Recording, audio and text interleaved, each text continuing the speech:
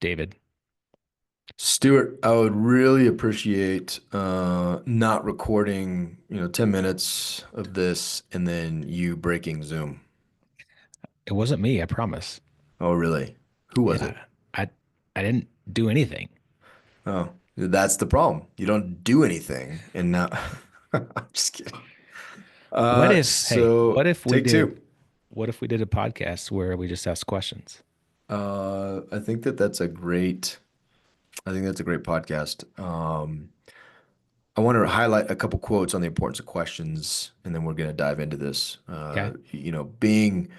I think one of the best skill sets you can have if you truly care about other people or you desire to grow yourself is asking good questions, right? Like it's not having answers. There's a couple TED Talks I want to highlight. One is on being wrong. Really good podcast. Yeah. Actually, one thing that was transformative for me from the way that I thought about being wrong as well was I think it was what's the dude that wrote The Subtle Art of Not Giving a Beep? Was that I think isn't his name like Matson too? I don't Anyways, know. I'll look it up. I can't think of dude's name, but that book, The Subtle Art of Not Giving a an F word, was really interesting because in there he talks about just how often we're wrong, which was really it was a really good just a really good thing to embrace for me when I read it. Mark Manson. Mark Manson. Uh, then there's a TED Talk on being wrong. I forget her name as well, but she's European lady. Can't remember her name. Really good podcast. And also, Mike Matt Madsen, dear friend of ours, did a podcast, and all he did was ask questions. Fascinating, amazing podcast. I would encourage anybody to listen to it. But Matt Madsen is his name, and it's a TED Talk that just is all questions.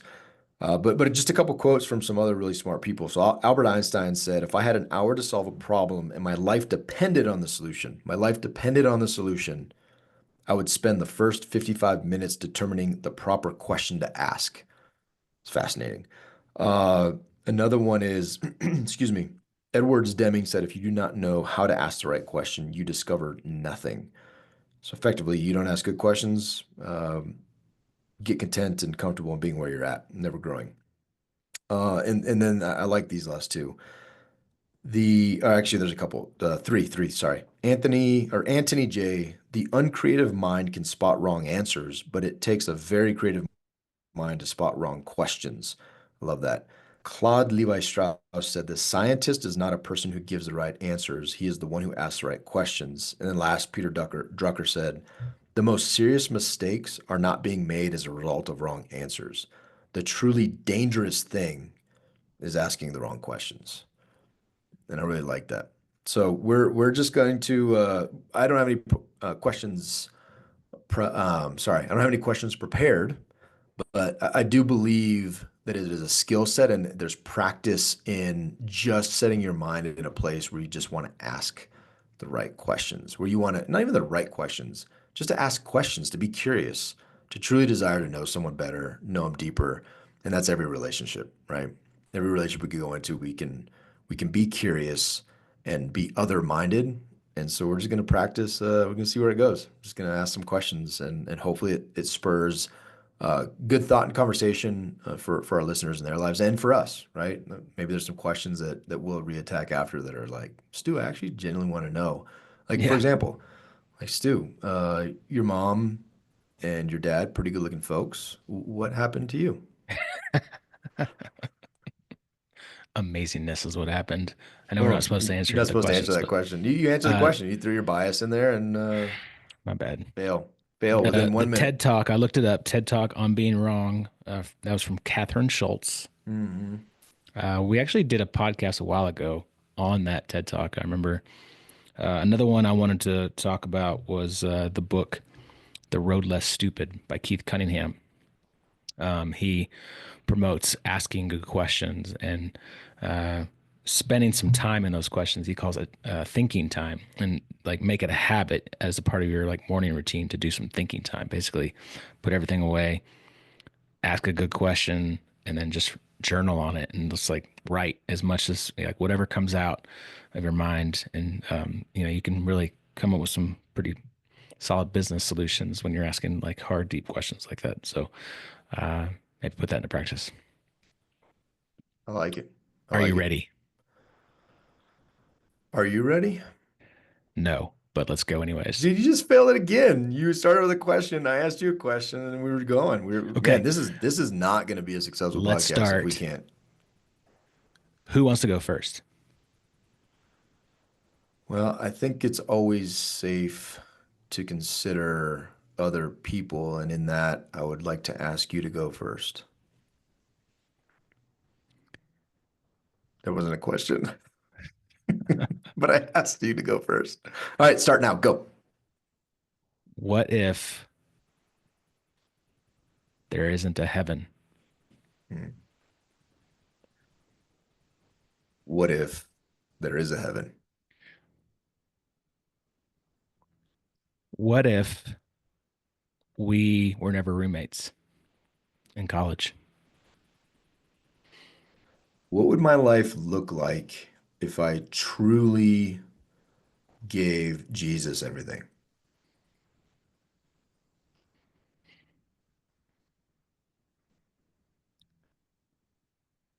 What if social media never existed? Are all your questions going to be what ifs?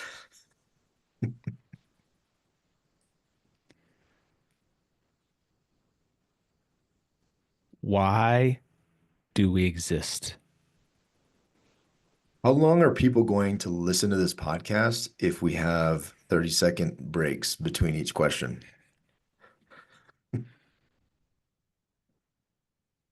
How can I think of questions faster? What would my household look like if I truly served my wife?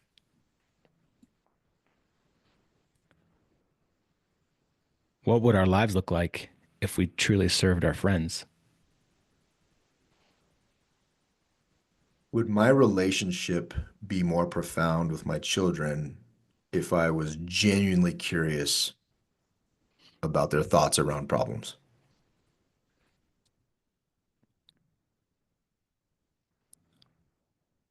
What would it mean if success equated to a certain time spent with our family every single day? How would my relationships look, my dear ones, but also my acquaintances, if I went into every conversation seeking to ask questions, not give answers? What if there was a rule that you had to listen twice as much as you spoke? What if I truly embraced one mouth and two ears? What if that was a little bit cheating because I just reframed your question? What if cell phones were never created?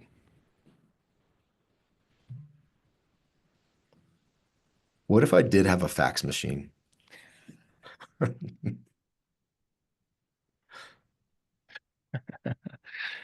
Uh, what if there were never any wars in the world? What if I truly sought to know somebody based on the merits of their character and who they are, not what they look like or what they could offer me?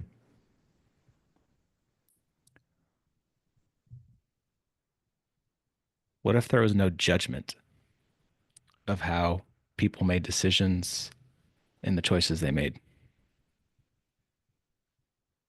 What if I truly embraced the reality of the judgment seat of Christ?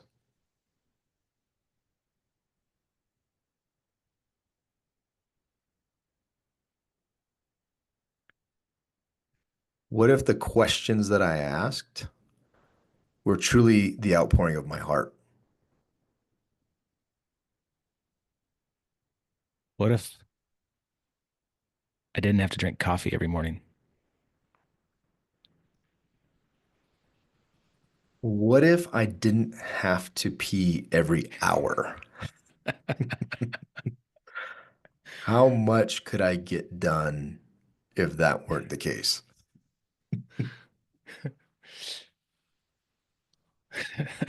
What if my kids never talked back to me? What if my wife always agreed with everything I said and saw the wisdom in my in my words? Uh, what if it wasn't snowing in April in Colorado?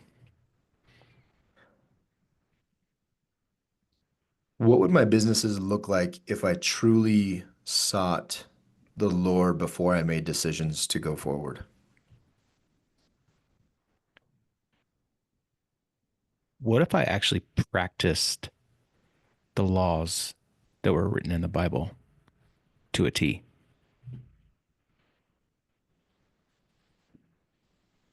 Would those be Old Testament laws or New Testament laws or all laws? What if I had to follow all laws written in the Bible?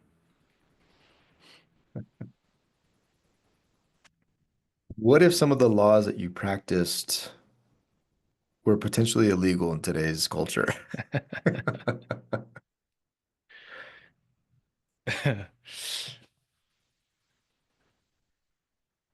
Why is it so difficult to offer questions?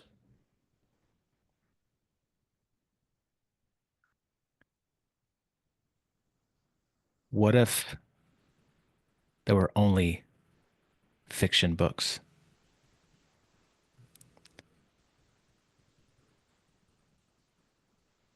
What if Stu's reading list would be zero because there were no nonfiction books? What if there was no such thing as a podcast?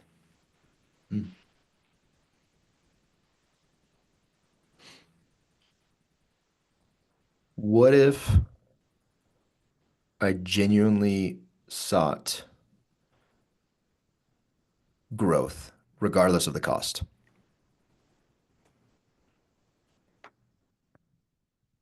Why do people think success equals numbers in their bank account?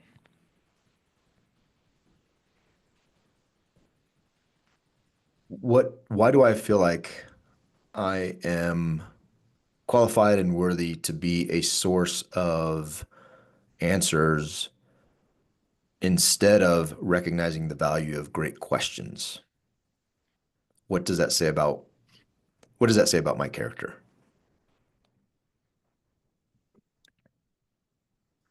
What if there was a rule that you had to give 20 hugs per day? What if that rule existed and I was the happiest person on earth? Why does sugar taste so good? Does sugar actually cause cancer?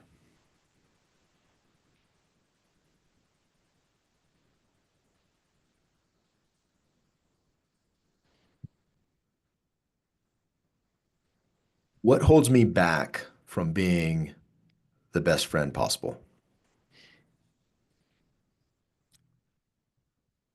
Why is it not easier to never argue? Do I truly have other people's best interest in mind, or do I have an agenda and am self-seeking in my relationships? What if social media never allowed you to post about yourself and you had to post about somebody else?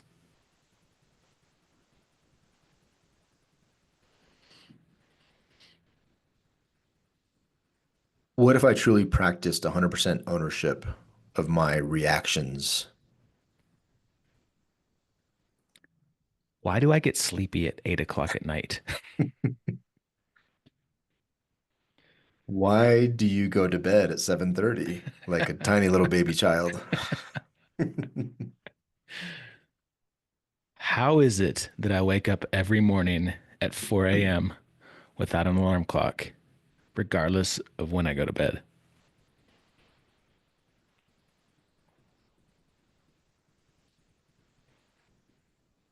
Why is it so hard to ask questions? Why did I repeat that question?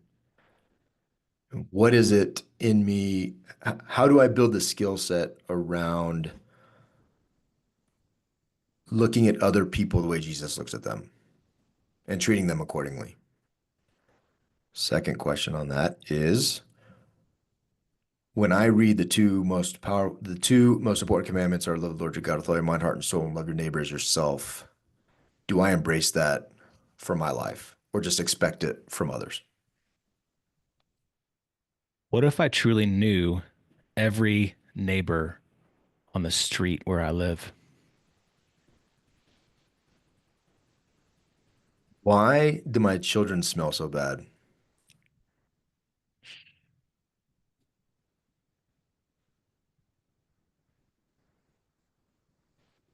Why do I get so much joy watching my kids in sports? Is it bad to desire to be myself and go fly fishing at least 3 times a week?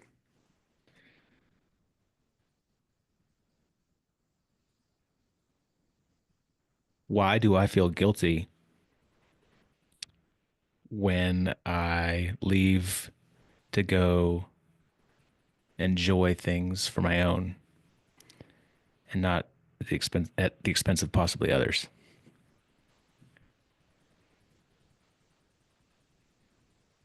Why is it so easy to create, even create a workbook, an 85-page workbook around how to make my life better, but it's so difficult to actually implement any of it?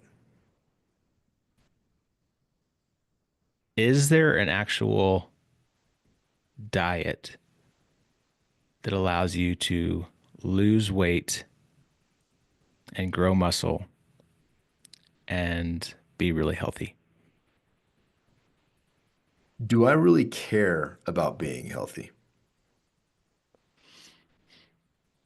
And what does the mirror say about the level of how much I do care about that? Why is there always a gap between my values and my actions? Do I truly have time to serve and be friends with everybody in my life? Or do I need to discriminate and discern more deeply on where I invest my relational capital? Why do I get such a dopamine hit when someone likes my post on LinkedIn or Facebook?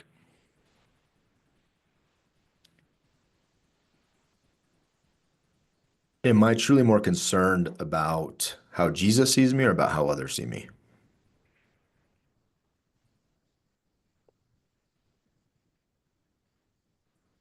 What if you had to give a gift to someone every single day? Do you truly have clarity around what you want out of your life? And have you tied that to a perspective that's greater than your day to day, perhaps eternity? What if every American actually gave 10% and did a true tithe? What if every Christian actually gave 10% and did a true tithe?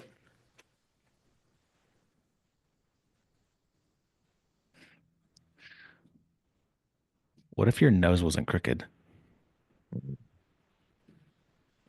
What if everybody looked the same and it was just such a boring, bland planet that we lived on, full of straight noses and whiteness? Why are you missing a tooth? What if every person was missing a tooth? Why would that not be a world I want to live in? How can I start investing more time and resources into those things that will last beyond this lifetime? Why is it so hard to know and understand who you are and how God made you? Hmm. Why am I so judgmental?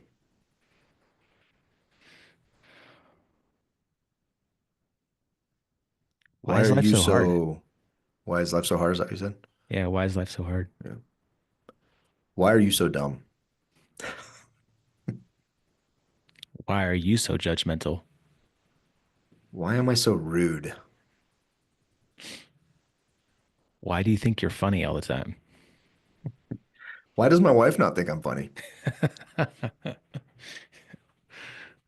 Why does my wife think I'm really funny? Hmm. Why is that such a great question? Why are toots always funny? Will I hear well done, my good and faithful servant, Hmm. when I die? Why is it so hard to be vulnerable?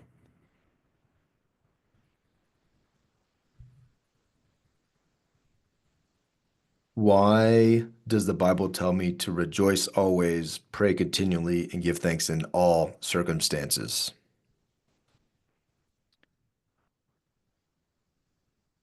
Why does the Bible tell you to love your enemy? That's weird and hard. And hard? Hard. No. And hard? Question mark. Hard. Uh, do I truly believe the promises, all the promises in the Bible? And follow on to that, what would my life look like if I did? Why do dirty dishes in the sink bother me so much? Why would you ask such a dumb question?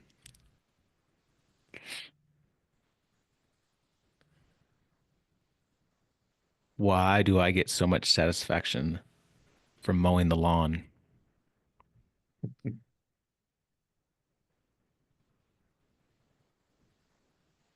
Why is it that I am not the man that I thought I would be or desire to be at this point in my life?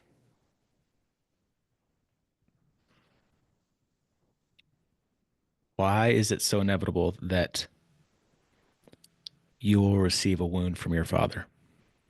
Mm. And why is it so inevitable that as a father, I will deliver a wound to my children?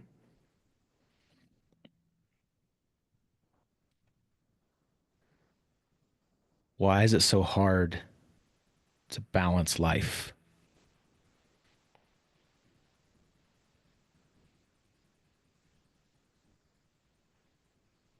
Mm. Some good questions, my man. Some good questions. Do you feel that do you feel that we can truly live a curious life and build our skill sets to ask good questions for the value of others?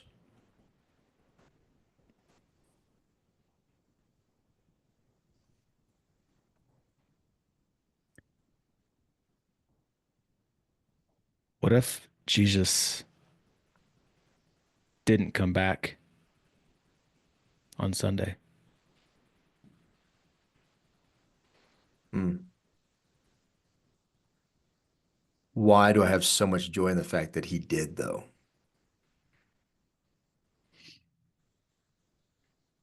Why do people not believe in Jesus? Mhm. Why do people believe in Jesus?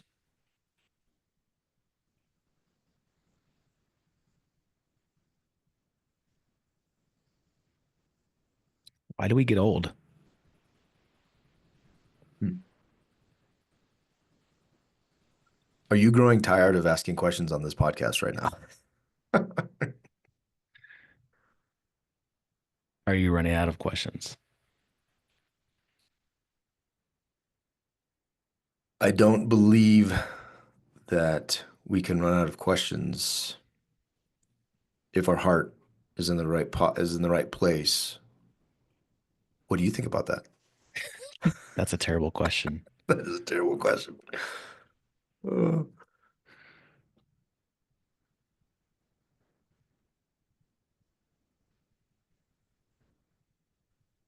What if I never learned how to write? Um, I think that you definitely have not learned how to write based on It's your not a question, David. handwriting and the You're failing. terribleness. You're No, failing. it's going to come into a question. No, you know, it's interesting, man. I think you know, it is difficult. It's difficult to ask. I mean, and truly, why do you think that is? Like, why do you think it is that you get to a place where you struggle? Um, because I don't know if that if we were just offering advice or whatever, I don't know that the struggle would be the same. I don't think we ask enough questions to ourselves, honestly. Mm, And to your point, like I think we are very quick to offer solutions, to offer advice um, to anyone. I mean, ask my wife when she brings me an emotion, a feeling, a struggle, a problem. The first thing I do is try to solve it, yeah, right? yeah, Instead of maybe asking more questions or just listening, either one. yeah.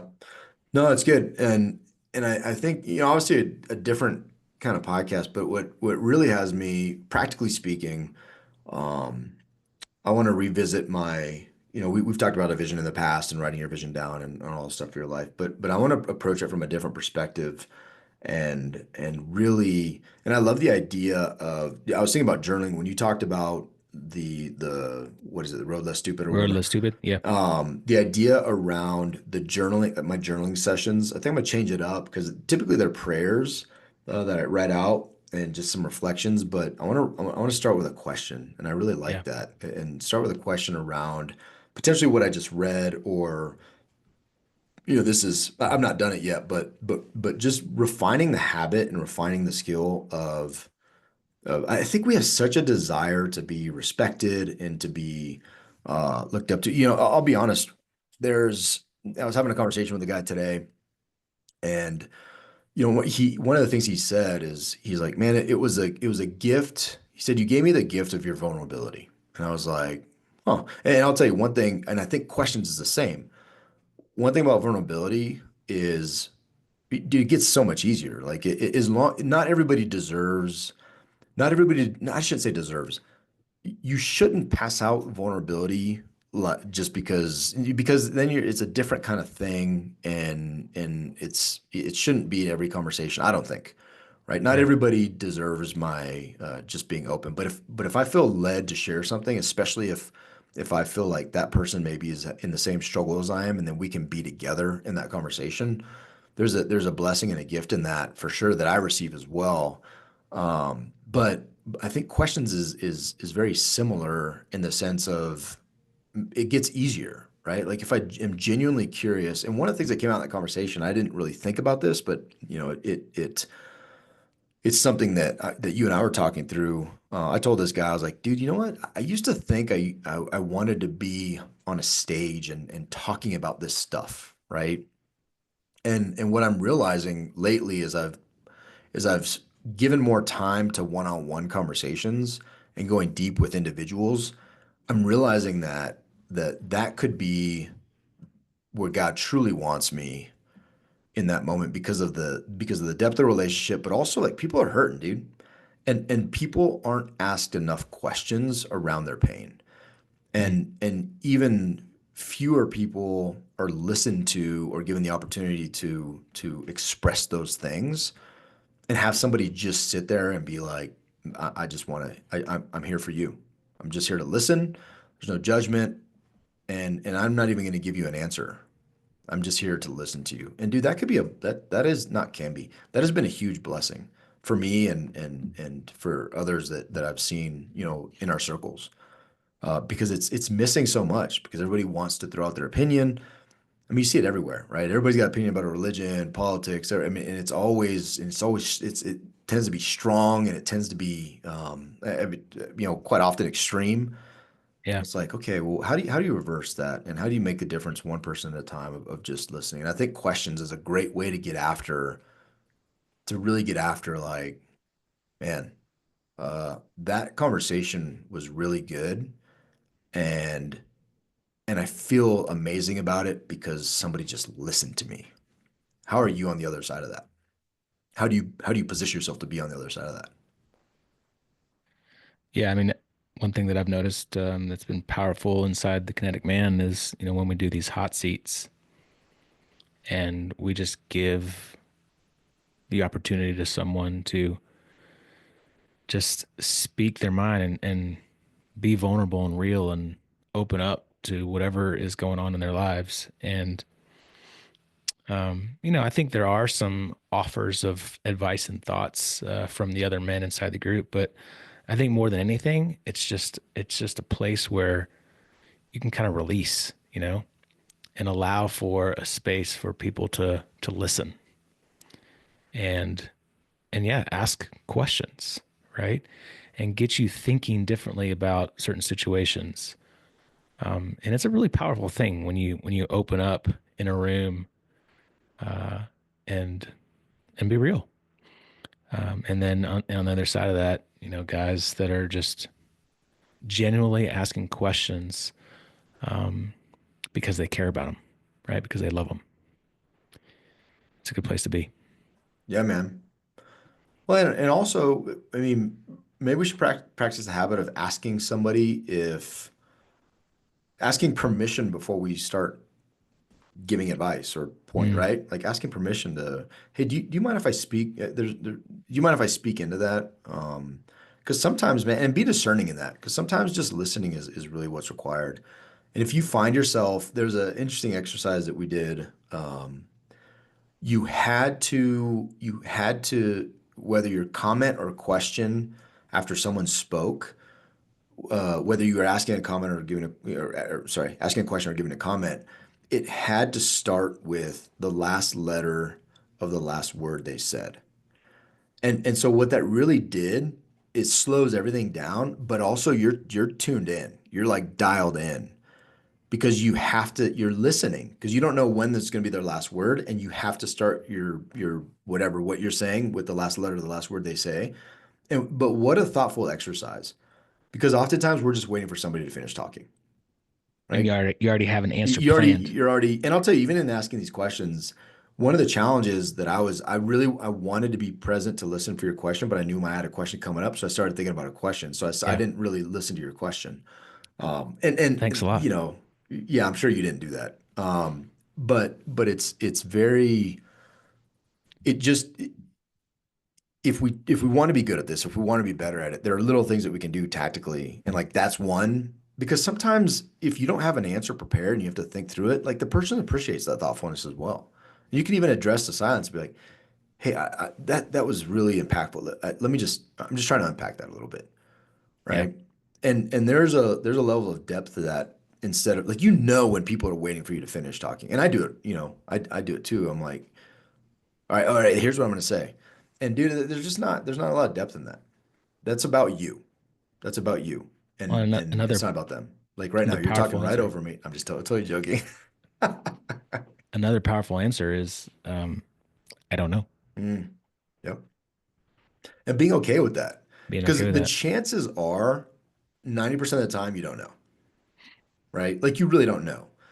And that's why I found, we saw this in the Kinetic Man. There were some things, I had some really deep conversations around some things I was working through, and it was insightful for me as well because I'd throw something out in the group, and the people that I hadn't talked to at depth around these things had advice, And I was like, yeah, that great advice, but not applicable to me. And they were just trying to help, and nothing bad about that. But what it did is it really made me reflect on, ooh, okay. There are a lot of times when I offer advice and I don't know the full context. I haven't asked the right questions. I haven't gone deep enough. And so, to the benefit of the group, that's awesome because that can be ideas that other dudes are taking on. But when you're one-on-one, you should be really conscious of that.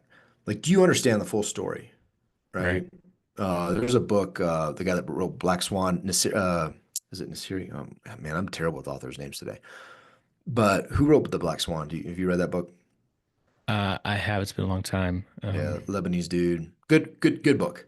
I'll look it up. Yeah, awesome. But he wrote a book called, I think it's called Skin in the Game.